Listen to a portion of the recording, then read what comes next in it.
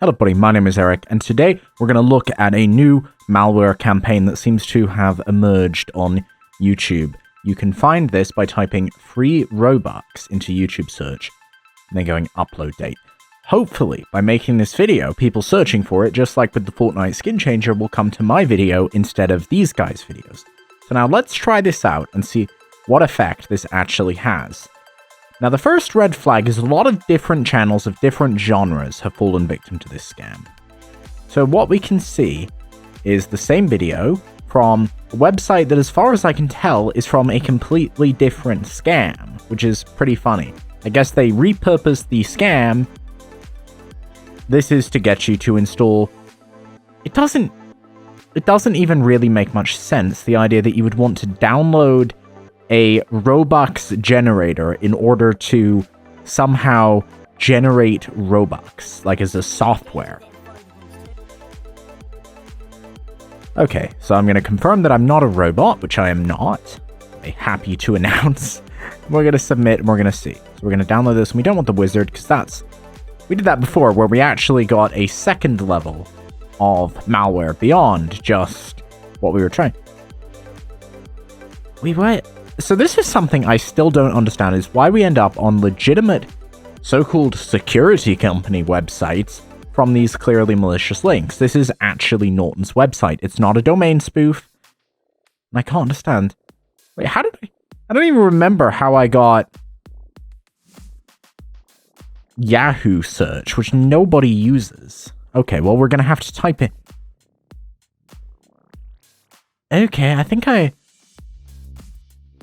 is 7zip.com? Oh god, we should have shown that in the typo squatting. Yeah, 7zip.com is actually a fake site. That's pretty funny. I should have shown that in the typo squatting video, because I didn't even know that was so dangerous. But we're getting a bit hectic. I wanted to install 7zip so that we can now see. So let's download Roblox hack.raw, and it has a password of 1234, which is a very good password, very secure. The only thing that is going to achieve is preventing your antivirus software from being able to look at it. I wonder why they want that. It's not because they don't want your antivirus to steal your free Robux, is it? Maybe it is. So we're going to open it up, and let's see what we got. Roblox hack. It's not even calling itself... Okay, and Windows Defender has immediately neutered it, which is good. But given that we're trying to see what this thing will do in a less protected scenario, and almost always what they'll do, it's not being remediated. Okay, that's weird. Is try and convince you... So it won't let me run the application, but it's not actually... So we're going to do allow on device, the option that you should never choose unless you're doing this, and that is to see what effect it has.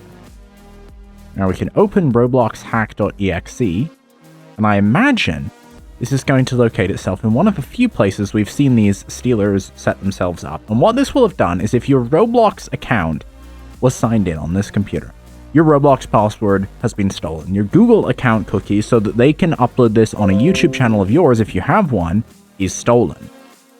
Now we get the second stage of this malware, which is called build.exe. Now these get different hits. The first one gets Trojan script Fonzie. This will depend on which antivirus software you're using. On Windows Security, it gets that one. Now if we allow that one to operate, and we may have to rerun it just in case the first time it may have successfully been nullified by Windows Defender, we can now go to System32. That's one place this might hide out. And people will keep asking in the comments, how do you deal with this? So here's how you deal with these. Okay, now this is not very well designed, because it's asking for a administrator's request on a file you've never heard of. I would hope most people would see this and think, I don't know about that. I don't know about you, but I would personally be, this would probably be the point where I would no longer fall for this. But okay, let's allow this to run.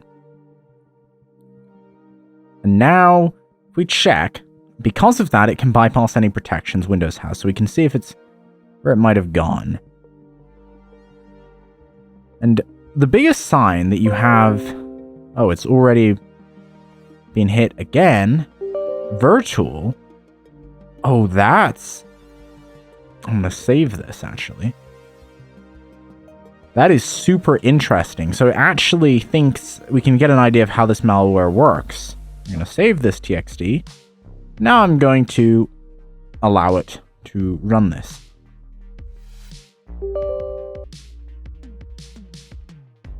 Now, I don't know if that has actually nullified, but let's look at the command that we were attempting to run. This is a PowerShell script.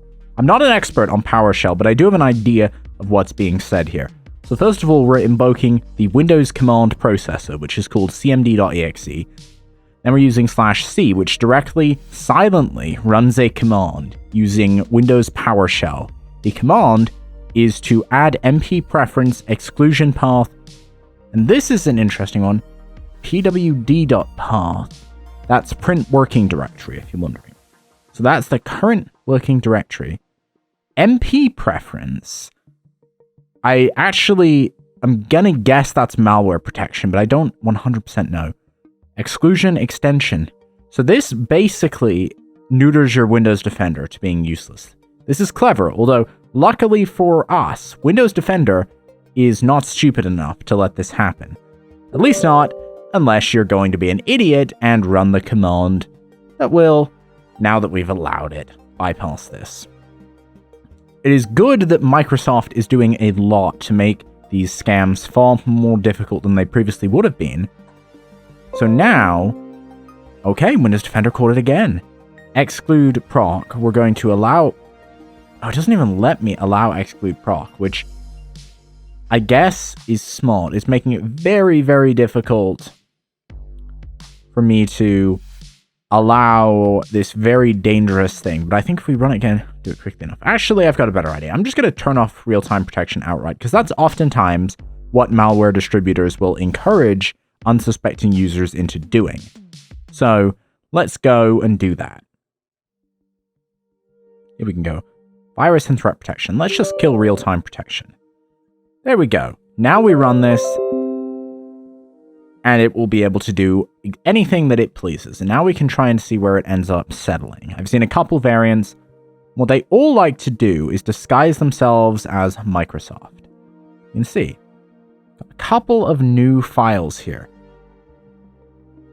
Windows apps, Microsoft Edge, Python, Winget. Okay, these are 0. This is weird, but this might actually be the result of a Windows update. Which is the danger of it disguising itself as Microsoft, is it becomes very, very difficult. So build has now successfully run, which should mean that whatever is in here is going to be our magical file. Okay, so it's no longer using an alias like services32. It's fvk-ru, which sounds like something else, but I assume that's just a completely random file. That's it's probably like a generated file that is going to hide here. And this is clearly malicious. There's a couple ways we can tell. The first one is the date modified. A file that was newly added to System32 right after running this malware is a good sign. Another way we can tell is we can send this thing to VirusTotal. Let's see what VirusTotal has to say about the final tier. The majority of engines think this is malicious, which is good. 1 or 2 engines can be a false positive, like we saw with the FPS unlocker. If most of them think your file is malicious, it is either riskware that is very difficult to classify, or it is in fact malicious. In this case, it's definitely malicious. We can also go over to one of my favorite features on VirusTotal, which is the behavior tab, where you can go to JujuBox and you can see what is this file actually doing, and we can see all of these very strange commands. This neuters Windows security. This is creating a scheduled task on login, which we can find in Task Scheduler, which will run this dangerous file every time. There's another easy way to find these things, is in Task Scheduler, you will almost always be able to find the file that is running. So we can kill this. It's running with highest privileges. That is bad. So we're going to delete this because this will give it even higher privileges. So it's disabled, and now we can delete it. There we go. Now, I'm just going to check that nothing else here looks overly suspicious. This, I think, is just some sort of... looks like weird Windows stuff. OneDrive standalone updater is, as far as I can tell, legitimate. Microsoft Edge is legitimate. So all of this looks perfectly fine.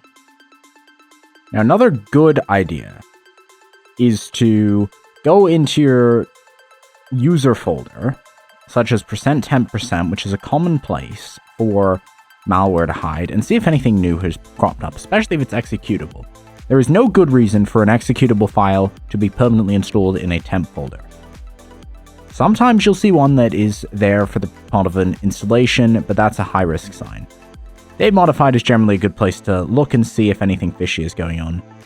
Nothing too obvious here. That's probably just from us running Task Scheduler. Yandex add-on. That's from a different group of questionable software we can go through.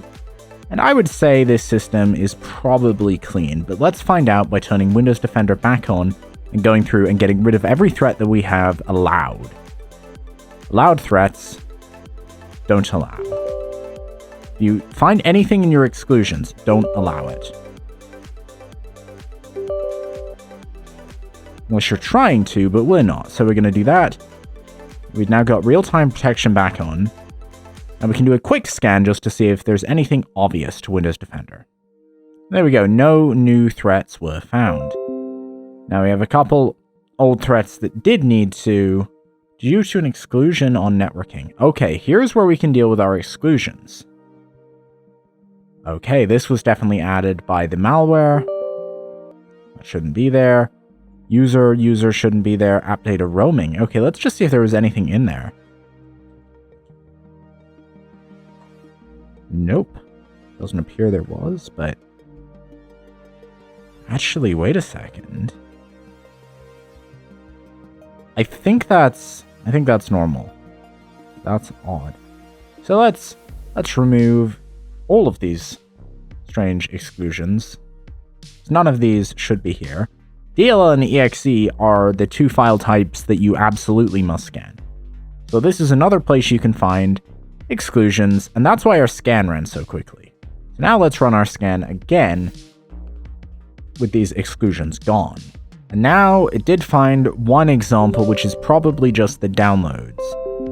Okay, no, that had reinstalled itself, so that's good. So we can just actually straight remove this and reboot, and our system should now be clean. Luckily, Windows Defender is now very well aware of all of these sketchy services, so it is much more difficult for hackers to load their stealers onto Windows because Microsoft is now being far more proactive about this kind of malware. I'd like to think I was part of the change, having submitted the original Will Create sponsor stealer scam to Microsoft back when their antivirus did not detect it, but that's probably just my overblown ego on that. But I still think it's cool. So when we log in, hopefully we will not get any more malware setups, because if there was still any remnants of the malware, it would trigger right about now. No obvious signs of anything fishy, so I think that's going to be all for this video. I hope you really enjoyed it, and please subscribe if you'd like to see more of this kind of content. Bye.